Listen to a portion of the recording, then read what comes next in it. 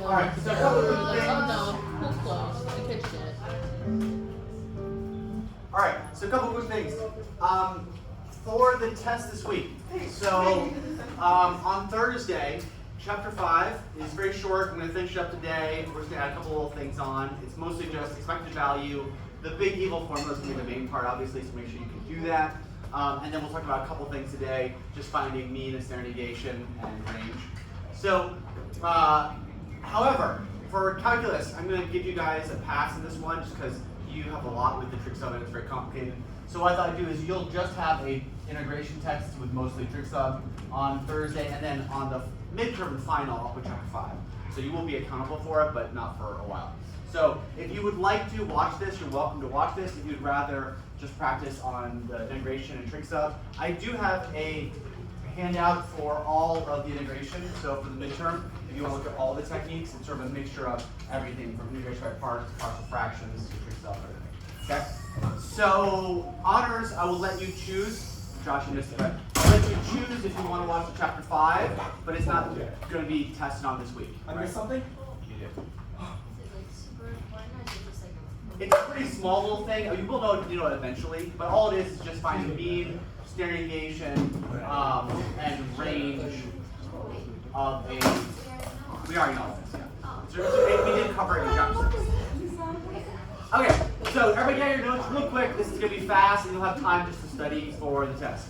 So go to page 224. What? I thought it was 24. Oh, I thought it was study time. Yes, you want to study. Lecture time. It's optional for honors. Okay, so just a quick review. Okay, so we have done this before, right? But it's been a little while, right? Because it was way back at the end of the first semester, so that's when we go over it. So these formulas, you might recognize the NP, the NPQ, the square root of NPQ. These are just how you find mean and standard deviation and variance for a binomial distribution. So if we imagine, so here's my situation.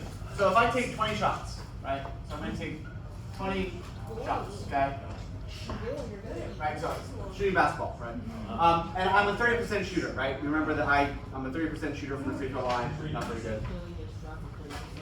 Okay, so what would be the things you need are P and Q and N.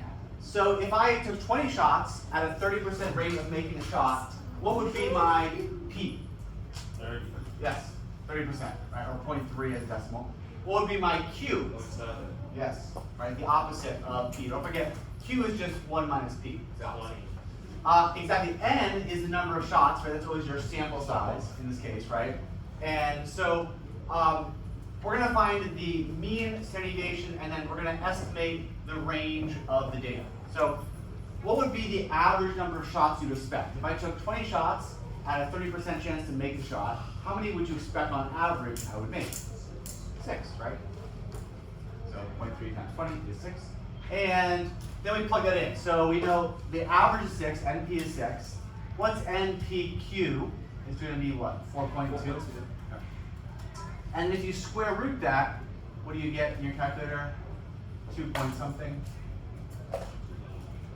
2.049. You got qualified. Okay, so that's the data you need to have. Then to estimate the range, so this is going to be, the main thing is the mean standard deviation, right? And the range of the data, so if you guys remember from back from chapter 6, you can estimate the range with the range rule of thumb that most data falls within 2 deviations, right? If you go 2 deviations down or 2 deviations up, it's a estimate for the min or the max, right? So if I average 6 shots, right, with about a 2 standard deviation, what is the most you'd expect me to make? 8. The most. So 8 would be more than average for sure. But what would be the most? 10, right? 2 deviations up, 10.1 to be exact, right? So 10.1. And then that would be the maximum value that you expect. Anything over that would be, remember, 2 deviation gets you 95% of the data. So anything outside of that is called abnormal, right? So unusual in stats is anything more than 2 deviations. So if they ever say, is this data point unusual, you're just asking you, is it more than 2 deviations above or below, right? That's considered unusual, right? So you're really tall, like, come on, you're definitely over the 2 deviations above average, right? Because you're very tall. And then if you went 2 deviations down, we'd be about what? Yes, right, 2, really to 1.9, right? But about 2 and about 10, or call it 1.9 to 10. So you would expect me to make no less than 2 shots and no more than 10 shots on a normal distribution, right? So obviously it could have to be very unusual for me to get 1 or 11 or 12 or something like that, right? So that's all it is. It's just that most things fall within 2 deviations, either above or below the average. If you go outside of that, so if the question says, is this data point unusual? So would it be unusual for me to make 9 shots given this data? No, right? It's within the normal range, right? It would be you know, a very good round for me to shoot that many shots, right? It'd be you know, but it wouldn't be truly unusual in terms of statistics, right? Statistics, it's less than 5%. So, but if I made 11 shots, would that be unusual? Yes, that would be beyond the kind of maximum amount, right? So that's it. Also, if you had like you guys know these like tables that I showed you last week. So if you had a table of like all the values and all the probabilities, right? If you wanted to find the average, you can always find the mean by just adding up all of the values times their probabilities, right? So if you just add them all up, it would give you the average, right? Every value times the probability, right? So if you ever wanted to do it with a table, I don't know if they're going to ask you to do that, but if you had to, you just multiply, multiply, multiply, multiply, and then sum them, right? And that would give you the average.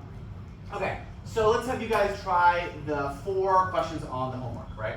So if you guys can do these 4, I'm pretty happy that you guys know how to do this, and then you can jump around and you can do anything else. So if you guys show me the answers to these, then you can jump back, and then if you can do these 3 sections, you're ready for the test. So essentially this is some expected value. These are all the binomial ones. This is like the main part. And then these are just from today, which is just finding mean, standard deviation, and range. So if you can do those, I'm pretty happy and pretty ready for the test. I will say you probably don't need all day today, tomorrow, and Wednesday to study. So if you get done early and you feel ready for chapter 5, you're welcome to study for the midterm and look over chapter 7 and 8, which is obviously going to be the main part of the midterm. Okay, so I'll give you 5 minutes. All right, raise your hand when you're done, or if you're lost, call me over. I just want to check these questions. So 226, questions 5, 7, 9, 11.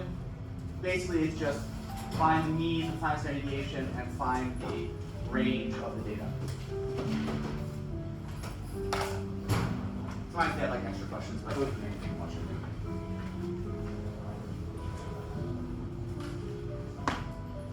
And calculus for local work on integration. Yeah.